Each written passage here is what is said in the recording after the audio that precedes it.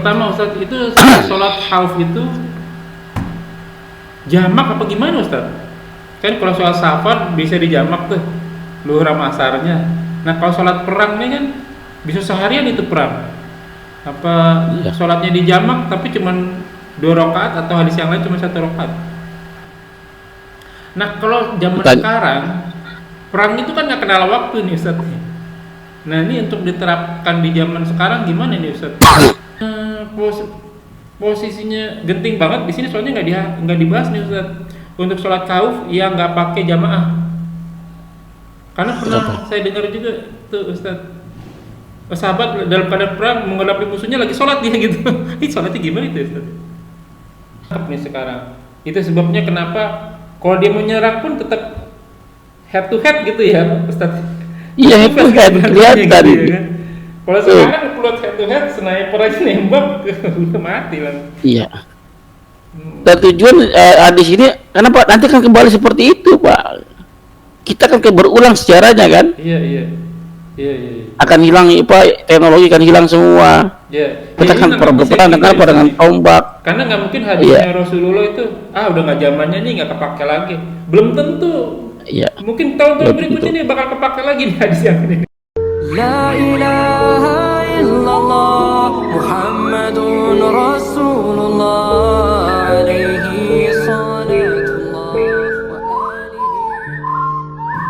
Assalamualaikum warahmatullahi wabarakatuh. Waalaikumsalam warahmatullahi wabarakatuh.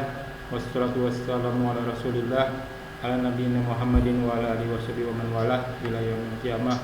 Wala hawla wala quwwata illa billah al-aliyyil azim. A'udzubillahi minasyaitonir rajim. Bismillahirrahmanirrahim. Ya ayyuhalladzina amanu taqullaha wa qulu qawlan sadida yuslih lakum a'malakum wa yaghfir lakum dzunubakum wa may yuti'illaha wa rasulahu faqad faza fawzan 'azima. Innal hamdalillah nahmaduhu wa nasta'inuhu wa nastaghfiruhu wa na'udzu billahi min shururi anfusina wa sayyiati a'malina. May yahdihillahu fala mudilla lahu wa may yudlil fala hadiya lahu. Asyhadu an la ilaha illallah wa asyhadu anna Muhammadan abduhu wa rasuluhu la nabiyya ba'dahu. Allahumma shalli ala Muhammad wa ala ali Muhammadin wa shalli ala Ibrahim wa ala Ibrahim wa barik ala Muhammad wa ala ali Muhammad kama barakta ala Ibrahim wa ala Ibrahim fil alamin innaka Hamidum Majid. Alhamdulillah rabbil alamin rabbis samawati wal ardh, yang senantiasa memberikan kita nikmat Islam, nikmat iman, sehat walafiat, nikmat beribadah, nikmat panjang umur, nikmat thalabul ilmi, nikmat memiliki saudara seiman, dan nikmat memiliki waktu-waktu yang potensial. Salah satunya kita gunakan waktu kita untuk kajian kita kali ini. Salah satu salam tak lupa kita haturkan kepada suri tauladan kita, kekasih kita, habibina wa nabiyina Muhammad sallallahu alaihi wasallam. Ya kunakula jazakumullahu khairan. Seperti biasa kita bertemu lagi di channel ini mengaji, bekerja sama dengan kajian hadis online. Seperti biasa kita membahas fikih ibadah dalam kitab Bulughul Maram karya Al-Hafiz Ibnu Hajar Asqalani. Alhamdulillah telah masuk ke nomor hadis 504. Hampir 2 tahun kita mempelajari kitab fikih ini.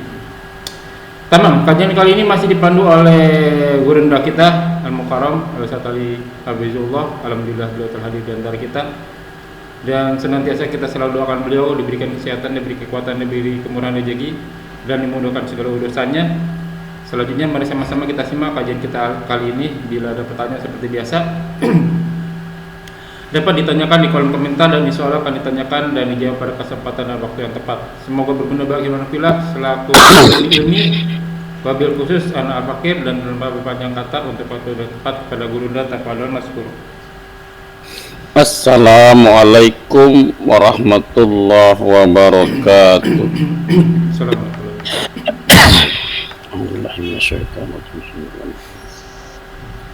Innal hamdalillah nahmaduhu wa nasta'inuhu wa nastaghfiruh wa na'udzu billahi min shururi anfusina wa min sayyiati a'malina. May yahdihillahu fala mudilla lahu wa may yudlil fala hadiya lahu. Asyhadu an la ilaha illallah wahdahu la syarika lahu wa asyhadu anna Muhammadan abduhu wa rasuluh. A'udzu billahi minasyaitonir rajim min hamzihi wa nafthihi wa nafthihi. Ya ayyuhalladzina amanu taqullaha haqqa tuqatih wa la tamutunna illa wa antum muslimun. A'udzu billahi minasyaitonir rajim. Bismillahirrahmanirrahim. Ya ayyuhan nasu taqu rabbakum alladzi khalaqakum min nafsin wahidah wa khalaqa minha zawjaha wa batha minhuma rijalan katsiran wa nisaa'a wa taqullaha alladzi tasaaluna bihi wal arham innallaha kana 'alaikum raqiba. Allahumma shalli ala Muhammad wa ala alihi wa sahbihi wa man tabi'ahum bi ihsan ila yaumiddin. Silakan dibuka, ikutilah kata Bulughul Maramnya. Masih sholat khauf ya. Iya, tahu. Apa sekarang Pak? Hadis berapa sekarang? Kalau saya 504 Al-Nasai. Wali Abi Dawuda wa Abi Daud. Abbas. Ya, Wali Abi Daud ini. Ya, Wali Abi Daud an Abi Ayyas. Iya, Az-Zuraq ya. Zuraqi radhiyallahu anhu. Ini menyambung hadis yang mengomentar hadis yang di atas sebelumnya Pak. Iya. Hadis yang di atas itu dikomentar oleh Abi Dawud ya, dari jalur Abi Ayyas Az-Zuraqi ada tambahan dan telah menambah innaha, sesungguhnya dia ya, ha itu sholatnya kejadian itu kanat bi Usfan, di tempat yang bernama Usfan. Usfan itu antara Mekah dan Madinah Pak. Antara Mekah dan Madinah, cuma lebih dekat ke Mekah. Ya, lebih dekat ke Mekah pada saat dia melakukan sholat khauf tersebut ya. Nah, hadis berikutnya walin nasyai min wajhiha akhor, dia dari jalan yang lain, wajah yang lain, jalan yang lain ya. Akhrajahu an Jabir ya, dari Jabir radhiyallahu anhu, semoga Allah meridhoinya, anna Nabiy sallallahu alaihi wasallam shalla bi ta'ifatin, bahwasanya Nabi sallallahu alaihi wasallam salat dengan ya atau bersama banyak bahasa Arabia ya, dengan atau bersama ta'ifatin, satu kelompok, min ashabihi, dari sahabat-sahabatnya, rakaataini, dua rakaat, summa salam, lalu salam. Jadi ini sholat tata cara sholat khauf yang berikutnya ya. Jadi Nabi sholat 2 rakaat bersama satu kelompok. Sampai selesai 2 rakaat, kelompok yang lain berjaga Pak, berdiri. Yang nggak ikutan sholat lah ya, nggak ikutan sholat. 2 rakaat sampai salam, Nabi salam, yang di belakang pun salam, selesai. Lalu summa sholat bi akhirin, Nabi sholat lagi dengan kelompok yang belum sholat, gantian. Dia yang belum sholat gantian sholat bersama Nabi, yang udah sholat gantian jaga ya. Nabi sholat bersama kelompok yang lain, kelompok yang belum sholat, kelompok yang kedua ya, bi akhirin dengan rakaataini, dengan 2 rakaat, summa salam, lalu salam. Jadi dia mengerjakan 2 kali sholat. Nabi mengerjakan 2 kali sholat, 2 kali salam, otomatis kan ini juga yang biasa kita sebut dengan sedekah sholat. Jadi para kelompok yang pertama tetap mengerjakan 2 rakaat, dia kelompok kedua juga 2 rakaat. Nabi yang memimpin 4 rakaat, dia dua kali sholat ya. Wa misluhu, dan semisalnya li Abi Daud, bagi Abi Daud, an Abi Bakrah. Jadi jalur yang lain dari jalur Abi Daud juga sama, semakna ya, semakna, redaksinya hampir sama. Jelas ya Pak? Jelas. Ini udah berapa tuh tata cara sholat khauf? 4 berarti. Udah 4 ya. Yang berikutnya waan ya? Ada lagi ya? Ada lagi. Waan Huzaifah radhiyallahu anhu, semoga Allah meridhoinya, anna Nabi sallallahu alaihi wasallam, bahwasanya Nabi sallallahu alaihi wasallam salat ya, salatul khauf ya, salat khauf bi haulai, dengan mereka, rakaatan, 1 rakaat. Wa biha ulai, dan dengan mereka yang lain, maksudnya kelompok yang lain, rakaatan, juga satu rakaat. Ini tata cara sholat khawf yang beda lagi, Pak, cuma satu rakaat. Ya, walam yakdu, dan mereka tidak mengkodonya. Rawi Ahmad wa Abu Daud wa Nasai wa Sahau Ibnu Hibban. Hadis ini sahih. Jadi boleh dikerjakan satu rakaat. Tapi Nabi mengerjakan 2 rakaat, Pak. 1 rakaat bersama satu kelompok, satu rakaat lagi bersama kelompok yang lain. Hampir sama dengan iya, 1 rakaat satu salam, Pak. 1 rakaat 1 salam, 1 rakaat 1 salam. Iya. Hampir sama dengan hadis sebelumnya, bedanya dia 2 rakaat kan? Iya, hampir sama. Wa misluhu inda Abi Huzaimah an Ibnu Abbas radhiyallahu anhuma. Dan semisal dengan hadis tersebut dari jalur Ibnu Huzaimah. Ya, dari jalur Ibnu Abbas, semoga lembar keduanya. Jadi Huzaifah riwayatnya seperti ini. Jadi riwayat Huzaifah dikeluarkan oleh mana tadi, dari Ahmad, Abu Daud, ya, sedangkan dan lainnya Ibnu Abbas itu dikeluarkan oleh Ibnu Uzaimah. Jadi banyak sekali hadisnya, ya, banyak sekali hadisnya. Ada hadis itu sahih. Udah berapa tuh? 6. Ya, ada banyak cara sholat. Kita pilih salah satu. Ini menegaskan bahwa yang namanya sholat segenting apapun nggak bisa ditinggal. Ya. Gak ada alasan untuk meninggalkan sholat. Karena kewajiban yang satu kewajiban yang melekat pada diri seseorang adalah sholat. Nggak bisa lepas tuh dari diri seseorang. Wa'an Ibnu Umar radhiyallahu anhuma, semoga Allah meridhai keduanya, qala, dia telah berkata, qala Rasulullah, telah bersabda Rasulullah SAW, salatul khauf ini mudhaf ilaih, ya, salatul khauf, salat khauf, ya, rakaatan ala ay wajhi akana, dalam keadaan, atas keadaan, ya, atau berbagai keadaan, boleh apapun. Rawi Tirmidzi. Menurut hadis ini salat rakaat itu salat khauf 1 rakaat saja, keadaan bagaimanapun 1 rakaat. Hadis ini dhaif. Hadis ini dhaif. Kenapa dhaifnya? Tidak mesti 1 rakaat, ada yang 2 rakaat. Ya, jadi jadi memaksakan diri bahwa sholat khauf itu 1 rakaat itu hadis dhaif.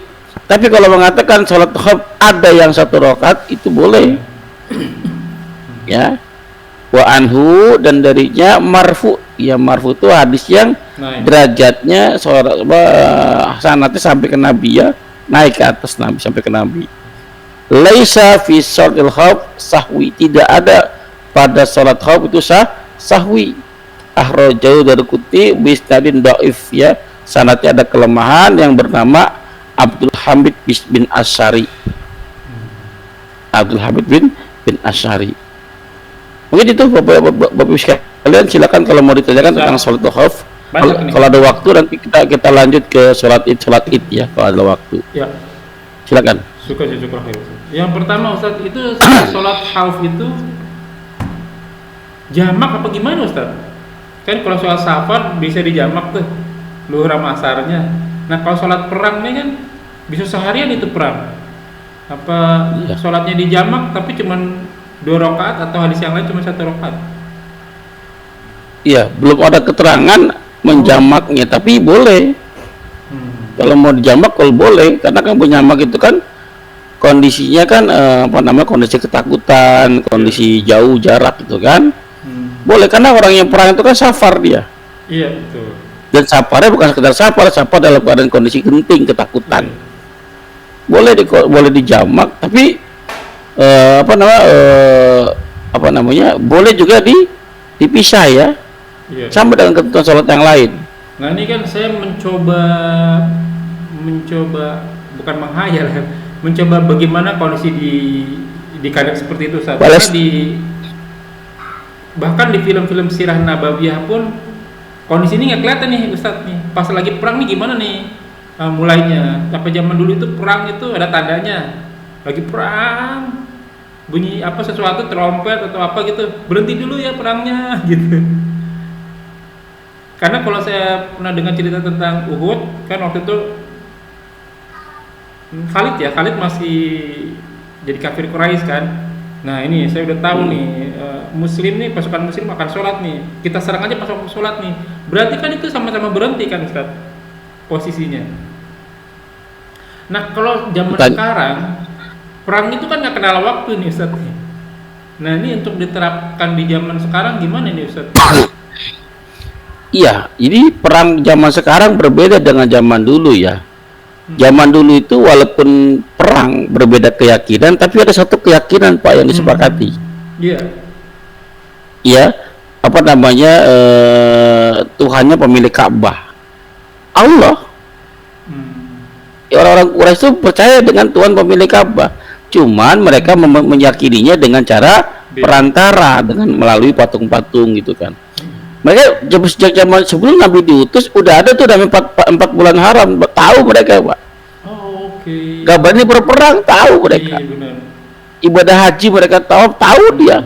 Cuman tawafnya berbeda mereka. Termasuk kesepakatan perang itu, bahkan di zamannya dulu ya, kalau ada orang membunuh orang, kan ada kisos Pak. Kisos udah ada sejak zaman dulu Pak.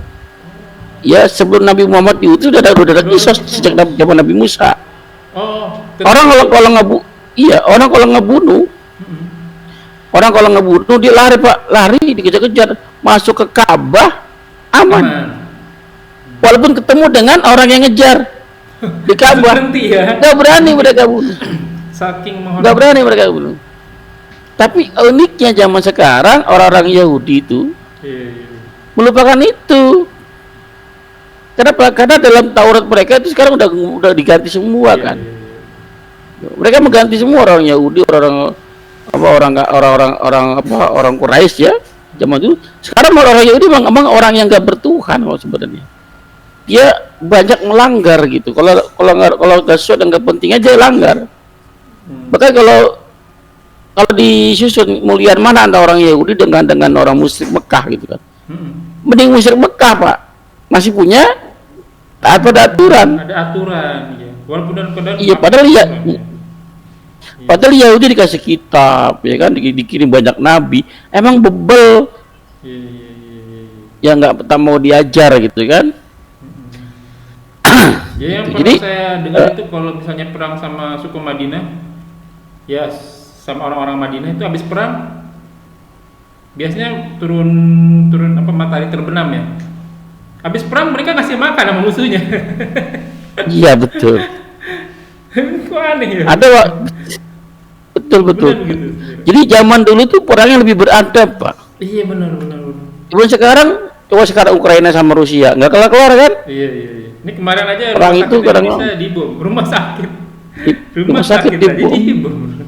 Padahal memang kalau dari undang-undang internasional kan sama kayak undang-undangnya Rasulullah ya, waktu perang itu tidak boleh membunuh wanita, orang tua, anak kecil, binatang, tumbuh-tumbuhan gitu ya. Di hukum internasional kan nggak boleh press itu apa ya, press wartawan nggak boleh, nggak boleh dibunuh wartawan. Betul. Iya, sekarang lebih brutal Pak, karena mereka nggak bertuan sebenarnya. Oke. Selanjutnya kalau misalnya posisinya genting banget di sini, soalnya nggak dibahas nih Ustaz, untuk sholat khauf yang nggak pakai jamaah. Karena pernah saya dengar juga tuh Ustaz, sahabat dalam keadaan perang menghadapi musuhnya lagi sholat dia gitu. Ini sholatnya gimana itu Ustaz? Nggak mungkin Pak. Kenapa yang namanya perang itu nggak mungkin sendirian? Selalu berkelompok. Nggak pernah ada sahabat tuh perang sendirian, nggak pernah ada. Nabi mengutus sahabat pasti ada temannya yang mau menemani. Nggak mungkin sendirian. Jadi tata cara sholat khauf dicontohkan oleh Rasulullah, tujuannya apa? Ada yang menjaga di situ. Ya kalau ada musuh lagi perang, kita sholat sendirian, itu namanya bunuh diri, konyol. Oh, Selamatkan diri lah. nggak mungkin sholat dalam keadaan perang cuman baca doang, nggak pakai gerakan begitu Ustaz. Itu nggak ada ya hadisnya Ustaz ya? Bukan, gimana ya? Saya belum pernah ketemu, tapi ada banyak seliweran di medsos ya, seperti itu kan. Mungkin waktunya udah mepet nih. Tapi saya belum ketemu di hadis di Nabi contohnya begini ya, kelompoknya nggak pernah pisah dari jamaah, ketemu besul di depan sholat, tapi sholatnya ada yang menjaga, ada yang kalau baca surah An-Nisa ayat berapa tuh, An-Nisa 100 berapa ya, 101 kalau nggak salah ya, apa An-Nisa ayat ke 102 tuh coba lebih detail dijelaskan cara-cara sholat khauf di situ. Padahal megang senjata Pak, satu jamaah sholat bersama Nabi, jamaah yang lain megang senjata, berdiri, udah selesai gantian. Itu surah An-Nisa 102 itu kan. Jadi saya belum ketemu hadisnya itu para sahabat sholat sendirian karena diburu, nggak mungkin. Ya justru karena sholat khauf itu, kalau masing-masing sholat sendirian, ya apa namanya, jadi banyak waktu yang terbuang. Kalau berjamaah kan sekali selesai itu. Bahkan kalau memang urgent-urgentnya tadi, Nabi mengerjakan 1 rakaat kan. Ya, kalau urgentnya hanya 1 rakaat, tapi pada ketika laksana berjamaah, satu kelompok selesai Pak. Jadi kalau satu kan durasi beda-beda tuh kadang-kadang. Iya sih. Tapi kalau sekarang itu kan pasukannya banyak banget tuh Ustaz. Bisa rasakan apalagi yang multinasional tuh, yang di zamannya perang Kuwait waktu itu ya kan, multinasional tuh. Taruhlah pasti kan ada yang muslim-muslimnya tuh. Kalau kamu jamaahnya ngumpul jadi satu lapangan dong. Iya, perang di sini itu yang Nabi contohkan perang terbuka ya Pak ya. Jadi pedang dengan pedang, golok dengan golok gitu ya. Bukan perang nuklir, bukan perang tembakan dan segala macam gitu kan. Ya, kalau misalnya kalau pakai zaman sekarang diterapkan, ini musuh depan kita pakai senjata api, basoka, kita sholat depan, habis Pak. Buat apa yang ngejaga, nggak ada gunanya. Iya benar. Saya nangkep nih sekarang. Itu sebabnya kenapa kalau dia menyerang pun tetap head to head gitu ya Ustaz. Iya, head to head kelihatan. Gitu, ya kan? Kalau sekarang keluar head to head, sniper aja nembak udah mati lah. Iya. Dan tujuan di sini kenapa nanti kan kembali seperti itu Pak. Kita kan berulang sejarahnya kan. Iya. Akan hilang Pak, teknologi akan hilang semua. Iya. Kita kan berperang dengan tombak. Karena nggak mungkin hadisnya Rasulullah itu udah nggak zamannya nih, nggak kepake lagi. Belum tentu. Iya. Mungkin tahun berikutnya nih bakal kepake lagi nih hadis yang ini. Dimana semua teknologi yang akhirnya kita perangnya model pakai panah lagi, pakai kuda lagi, babul betul. Makanya Nabi suruh ngajarin berkuda, memanah kan, supaya berenang, sunnah itu karena itu. Oke, pertanyaan sholat khauf nggak ada lagi sih Ustaz. Adanya pertanyaan yang lain cuma. Boleh nggak apa-apa. Nggak apa-apa, boleh ya. Oke. Satu, sebenarnya sih udah pernah ditanya nih Ustaz, cuman mungkin minta dipertebal lagi tuh. Ketemu antara misalnya kemarin tuh udah dibahas sih kayaknya. Mandi Jumat ketemu dengan mandi sholat Id. Boleh satu kali niat aja sekalian, atau mungkin ada netizen yang mandi janabah sama mandi Jumat nih. Ini satu kali niat aja boleh apa enggak Ustaz? Boleh Pak. Rukhsah itu kan sholatnya saja. Sholat Jumat itu, mandi Jumat itu diikat dengan sholat Jumatnya. Ya. Bukan dengan sholat Idnya, sholat Jumatnya. Untuk sholat Id mandi nggak ada tidak terhukum sunnah, mubah saja kalau mandi sholat Id ya. Atau sholat Id nih mandi, iya paling tinggi ya sunnah lah, paling tinggi sunnah, tapi kalau sholat Jumat wajib Pak, mandi sholat Jumat wajib. jadi bukan di sholat Jumat itu diikat dengan hari Jumatnya, dengan sholat Jumatnya, bukan dengan sholat Id. Ya. Oke, pertanyaan berikutnya Ustaz, ini yang tidak safar ya, orang yang mukim nih Ustaz.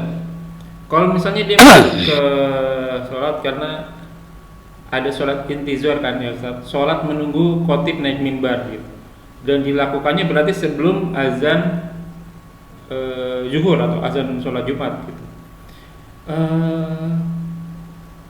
Apakah pisah pas kita masuk ada sholat tahiyat masjid tuh? Apakah pisah antara sholat tahiyat masjid sama sholat intizar atau bisa satu niat aja gitu Ustaz? Beda lah Pak, harus beda niat, beda pelaksanaan. Satu sholat niat untuk sholat tahiyatul masjid, satu niat untuk sholat intizar.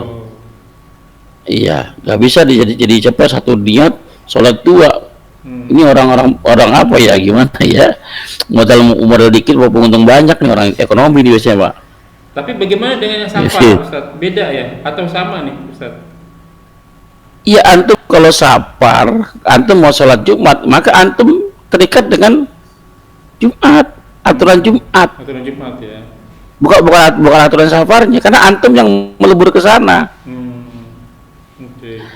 Ada seorang presiden, ya tapi dia di satu sisi dia adalah seorang manusia biasa kan, warga negara biasa, ya kan. Maka harus bedakan dia sebagai presiden, sebagai warga biasa, ya kan, mengikat pada dirinya. Nah, antum kalau mau safar, maka aturan safar terikat pada diri antum. Ya, kalau antum memutuskan untuk sholat Jumat, maka safar itu antum tanggalkan dulu. Antum melebur ke aturan sholat Jumat. Safar maupun mukim. Ya, betul. Oke. Mudah-mudahan puas ya itu para netizen. Baik ya Iwan Villa, Jazakumullahu, kita sampai di sini dulu. Semoga apa yang kita bahas menjadi ladang amal buat kita. Semoga majlis ini diberkahi. Semoga apa yang kita kerjakan dan yang akan kita kerjakan diterima oleh Allah Subhanahu Wa Taala dan menjadi ladang amal tambahan kita di akhirat kelak. Wa qul haq min rabbikum faman syaa'a falyu'min wa man syaa'a falyakfur. Semua benar datangnya dari Allah. Barang siapa yang beriman silakan beriman, barang siapa yang kafir silakan kafir. Dan tentu saja semua akan diminta tanggung jawabnya. Semua ada masa berlakunya, ada expiry date-nya, kuluman aliyahfan, dan semua akan binasa.